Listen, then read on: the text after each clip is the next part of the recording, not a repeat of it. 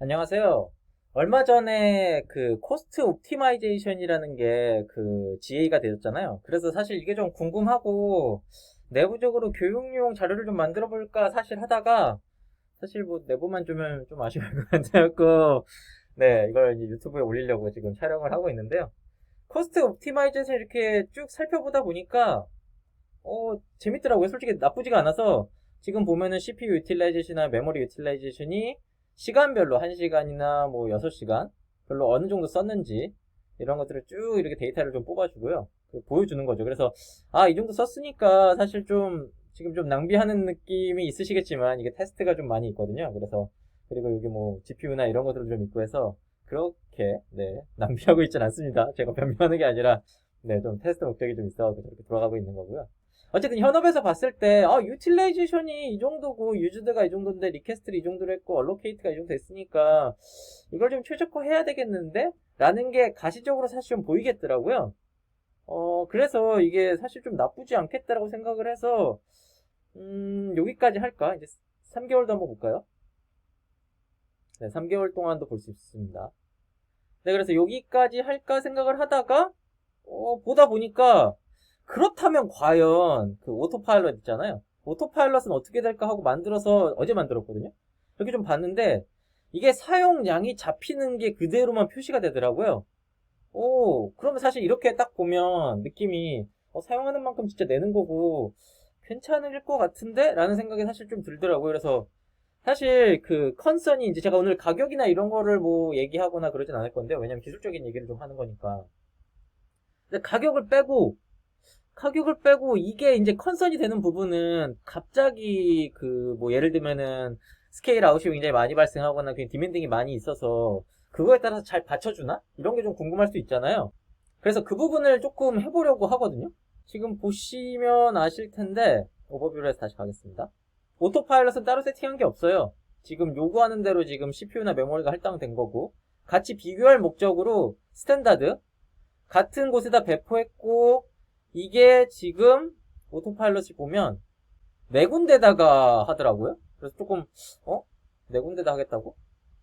뭐 근데 저희 기본적으로 이제 GK를 배포를 하면 3개 하거든요. 그래서 좀 생소한데 4개를 나도 맞춰서 해야지 라고 생각해서 저도 4개를 배포를 했습니다. 지금 보시면 4개를 배포를 했죠. 그리고 노드는 1개로 그냥 잡았어요.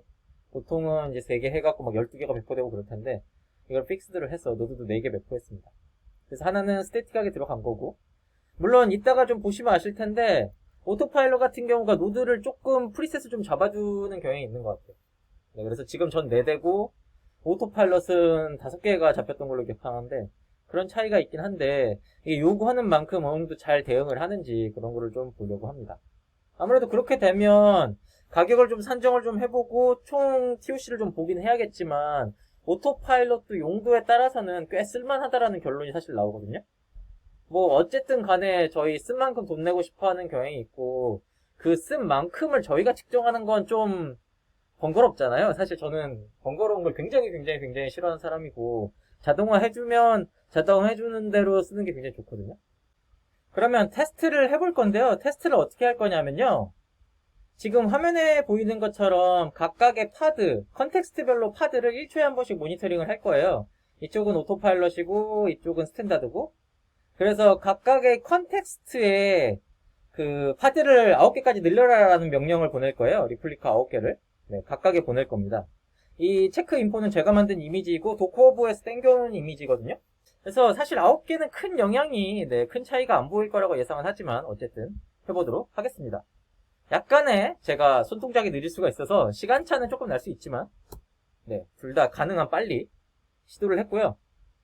지금 이제 펜딩 상태이고 크리에이팅이 들어가는데 이게 사실 이쪽을 제가 한번 했다가 실패를 했거든요. 그래갖고 그걸 감안하더라도 네, 지금 오토파일럿이 펜딩에서 바뀌는데 좀 걸리네요. 네, 한번 배포를 하고 네, 좀 문제가 있어갖고 컨텍스트별로 배포를 해야 되잖아요. 그걸 잘 못해갖고 문제가 있었었는데 네. 지금 펜딩 상태에서 아직 바뀌지가 않네요. 이제 되는군요. 네. 디스크라이브로 볼 뻔했네. 지금 보면은 오토파일럿이 되게 즉시성을 가지지는 못하는 것 같습니다. 네, 약간 좀 이미 한번 배포돼서 캐시성을 좀 봤는데 그거를 고려하더라도 지금 좀 즉시성이 조금 떨어지는 감이 없잖아 있고요. 한번 이거를 30으로 한번 바꿔보겠습니다. 30까지는 웬만하면 커버가 될 거라고 보거든요. 30까지는 네. 30은 또 이렇게 되게 즉시성을 갖게 올라오네요. 그러면은 이게 이제 반복해서 업다운이 일어난다고 느껴지는 걸로 네. 얘를 1로 줄이고 1로 다 줄인 다음에 한번 30으로 가보도록 하겠습니다. 우리 터미네이팅 속도도 사실 어느 정도 중요할 수도 있잖아요. 자원을 쓰는 거니까. 사실 터미네이팅은 보수적으로 해야 하기 때문에 그렇게 중요한 요소는 아니거든요. 그리고 사실 터미네이팅은 직접 때리는 경우에 HPA나 이런 걸 통하는 경우에 좀 느릴 수 있는데 직접 하면 웬만큼 빠르기 때문에 사실 터미네이팅은 개인적으로는 크게 중요한 요소는 아닌 것 같습니다. 그러면 30을 한번 양쪽으로 바로 같이 넣어보도록 하겠습니다. 위에부터 할게요. 30을 넣으면 이번에는 굉장히 빠르게 올라오네요. 두 개 다 크게 문제가 없어 보이는데 아직 여기 펜딩이 있네요. 펜딩이 있는데